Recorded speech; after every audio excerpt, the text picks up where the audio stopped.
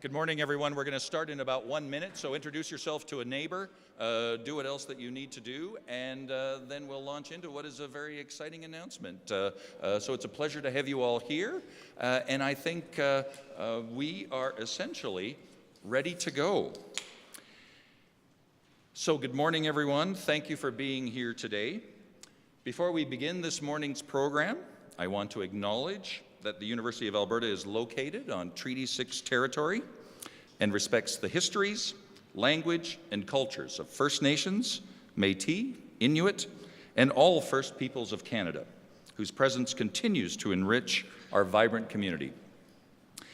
This is an exciting morning for us, and this is going to drive Kate Wills crazy, but I am just going to have you turn around for a moment and look at a new piece of artwork that we are going to officially launch on Friday that includes a host of found items from across our faculty.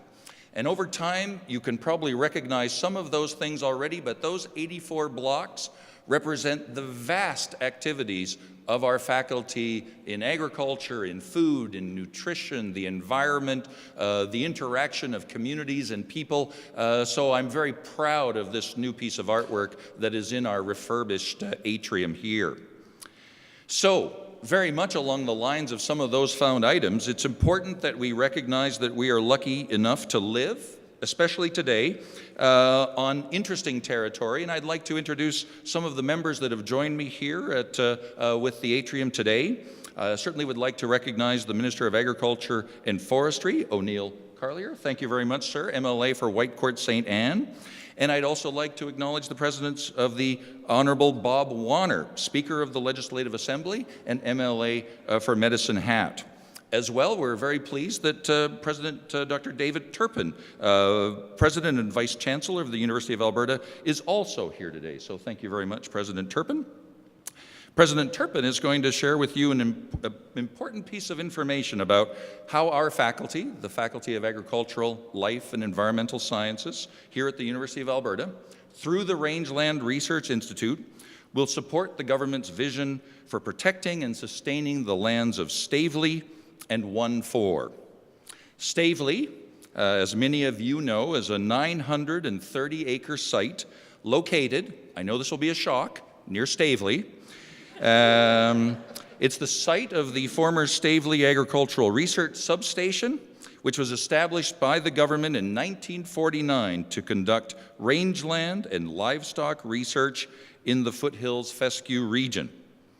And, like Staveley, 1-4 is an important research site as well. This 42,000-acre block of land is located south of Medicine Hat, so it's a particular reason why we're so pleased to have the speaker here, along the United States border, in the driest corner of southeastern Alberta. Since its establishment in 1927, a rich and diverse suite of research programs has evolved both at Staveley and the 1-4, touching all aspects of prairie agriculture and grassland conservation. Until 2013, the Government of Canada was responsible for both Staveley and the 1-4 research sites, which brings us here this morning. I'd like to welcome our president, Dr. David Turpin, who will be able to share in a more eloquent way what was next in the process following 2013. Please join me in welcoming Dr. David Turpin.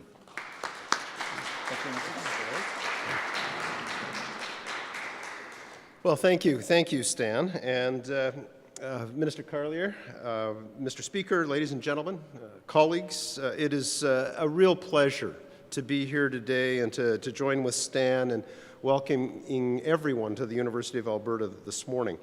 Today we celebrate the continuation of a long history of collaboration and partnership between the province of Alberta and our university. Working closely on the issues and problems that face the people of Alberta is a key responsibility of a public institution like the U of A. Our goal is to serve the public good, to provide expertise, to advance knowledge and develop solutions that improve and strengthen Albertans' everyday lives and Alberta's key industries and economic drivers. Agriculture is one of our province's foundational industries, and in fact, my great-grandfather was a rancher down near Medicine Hat back in the early part of the last century.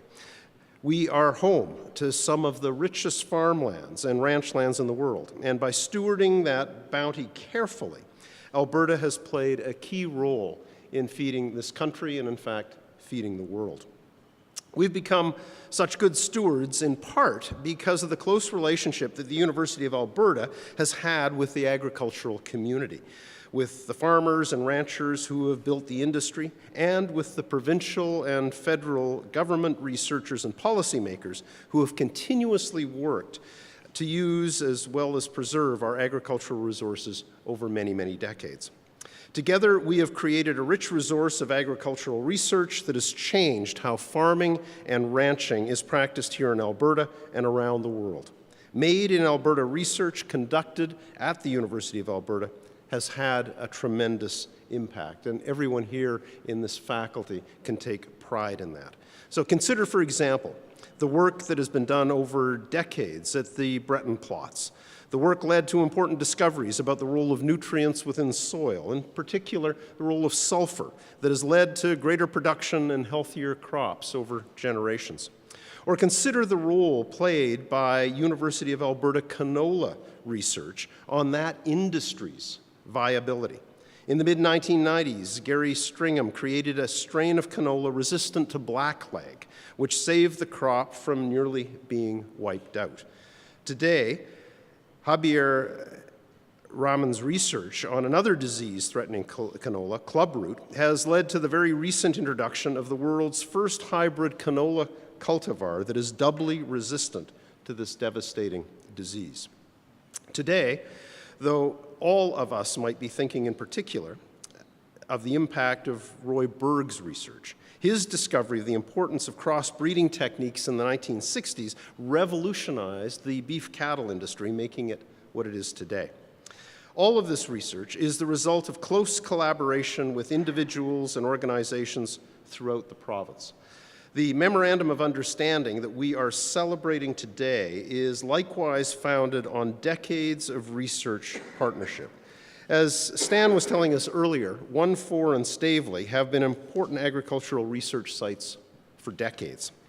In 2013, when the federal government decided to discontinue its use and occupation of both sites, the province immediately stepped in to ensure continuity of the work being done and to envisage a new model for research into the future. Today, the University of Alberta is proud to be a signatory to this MOU, to be an active, engaged partner with Alberta Environments and Parks, Alberta Agriculture and Forestry, the grazing steward of the Staveley Research Ranch, and the 1-4 Grazing Association, and to work with them to preserve and build on past research findings and to promote future range and livestock research here in Western Canada. Through our Rangeland Research Institute and the Faculty of Agriculture, Life and Environmental Sciences, we will engage with and facilitate partnerships across the province, across the country, and in fact around the world, conducting multidisciplinary research and teaching to ensure the long-term environmental and economic sustainability of rangelands. Issues as diverse as grassland ecology, wildlife management, carbon capture, climate change, and water management will be tackled for years to come. I'd like to end by offering my congratulations today to the Minister of Agriculture and Forestry, O'Neill Carlier, and the Speaker of the Legislative Assembly, the Honourable Bob Werner, who are both with us today, and to the Minister of Environment and Parks, Shannon Phillips, who couldn't join us. My thanks also to Dean Stan Blade and the Rangelands Research Institute Director and Mathias Chair in Rangeland Ecology and Ecological Management, Dr. Edward Bork, for helping bring this MOU to fruition. Rangeland ecosystems cover approximately 7.4 million hectares here in Alberta, or 43% of the province's agricultural land base. And yet, in spite of their vast size and importance, rangelands are among the most threatened ecosystems in Canada. We need research to address the factors that threaten them and to provide the scientific basis for better rangeland management decisions. With this MOU, the University of Alberta is committed to playing a key role in making such research happen. Staveley Research Station and 1-4 have created a deep legacy of ecological and agricultural research in this province. Thanks to the efforts of the provincial government, which has brought us together in this agreement, that legacy will continue and is in good hands. Thank you very much, and congratulations to everyone involved. Thank you.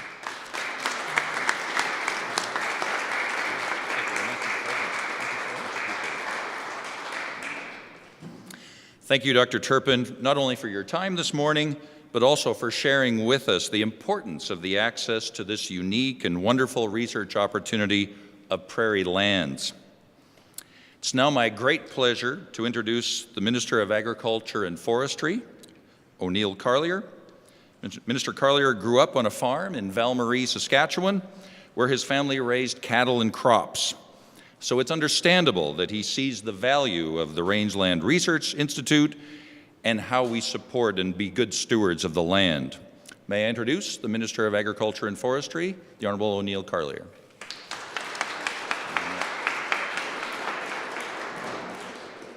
Thank you, Dean Blade, and good morning, everyone. Thank you, everyone, for joining us here today on traditional Treaty 6 territory. It is an honor to be here representing Minister Phillips this morning, and I thank you for your tremendous hospitality. We've had a great overview history. We are going to have a great overview history of both 1-4 and Staveley, but some things are in particularly important. Since their inception in 1927 and 1949, respectively, these two research ranches have been operating as leading native prairie research facilities and are considered the birthplace of range management in Western Canada. Just think about how long these two sites have been in operation. 86 years for 1-4 and 67 for Staveley. That is truly impressive. Imagine all the research that was conducted throughout that time with little to no technology and the resulting change in rangeland management that resulted from it.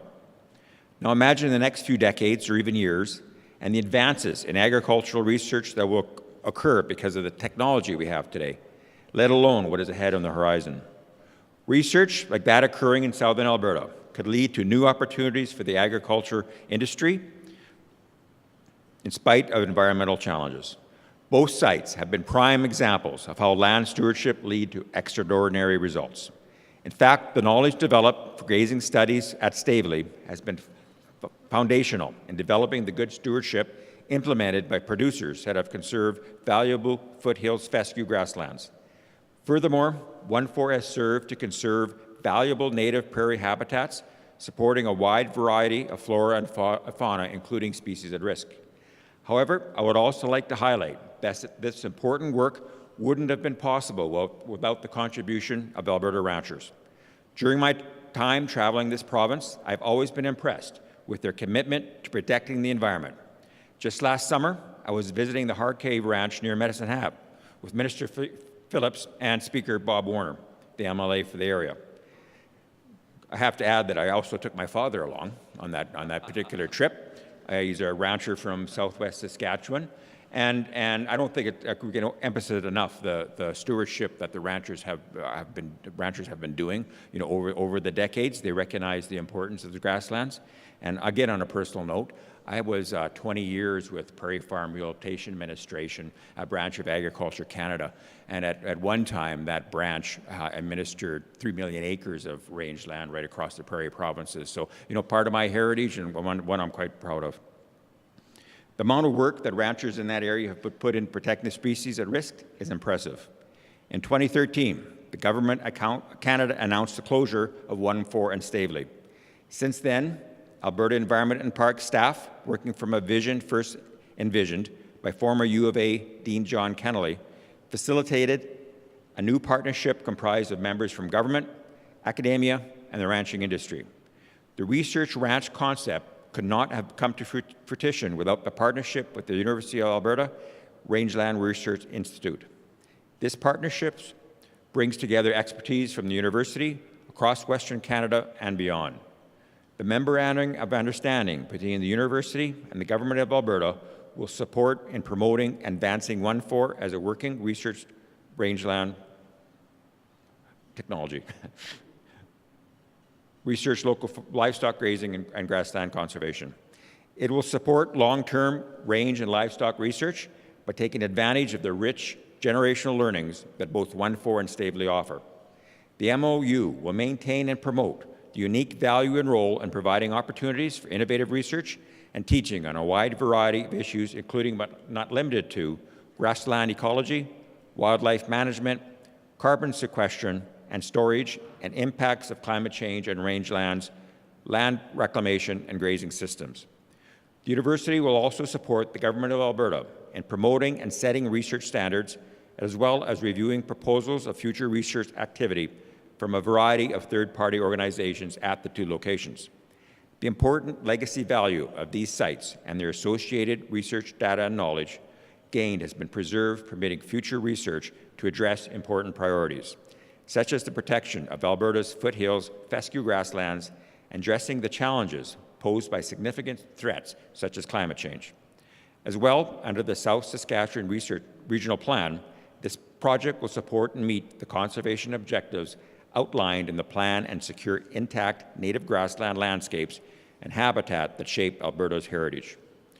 And while our partnership with the university is very important, just as important are the relationships with the other members of the management advisory committees, as well as our stakeholders. It is so wonderful to have so many organizations and individuals step up to ensure that the historical knowledge collected from 1,4 and Staveley is not only preserved, but is built upon to move forward. I'd like to extend a warm thank you to the 1,4 Grazing Association, Alberta Conservation Association, Multiple Species at Risk, the Alberta Beef Producers, Western Stock Growers, and the Alberta Grazing Leaseholders Association. Without the collaboration of everyone involved, 1,4 and Staveley would not have the bright futures to match their illustrious past. The Government of Alberta is proud to be part of the legacy of 1,4 and Staveley, as you all should be as well. Thank you very much. Thank you very much, Minister. Thank you. Thank you very much, Minister Carlier. And I'd like to acknowledge as well so many of our partners that are in the audience today. This is an important day for us, and we appreciate that you also are participating. And I think it gives you a sense of the importance of this announcement that we've had the good fortune of having the Speaker of the Legislative Assembly, the Minister of Agriculture and Forestry, and our own President Turpin. So I think a round of applause for our guests that came this morning as well. And more broadly, I'd like to thank all of you for taking time to come out today. We're here together because we share a common belief that the lands of Staveley and 1,4 need to be protected, and they are an invaluable research resource. When I think about how this work will combine with the work of Kinsella and the work of the Matthias Ranch, it's just an ideal opportunity for the research community, for our partners to advance the work that needs to be done. These are exciting times, and I look forward to seeing what we can all accomplish together. This concludes our formal program, but I welcome you to stay and visit and enjoy your time together in our beautiful new atrium and have a look at that gorgeous artwork as well. Thank you very much. Happy holidays already, and thank you very much for attending this morning. Cheers. Thank you, sir.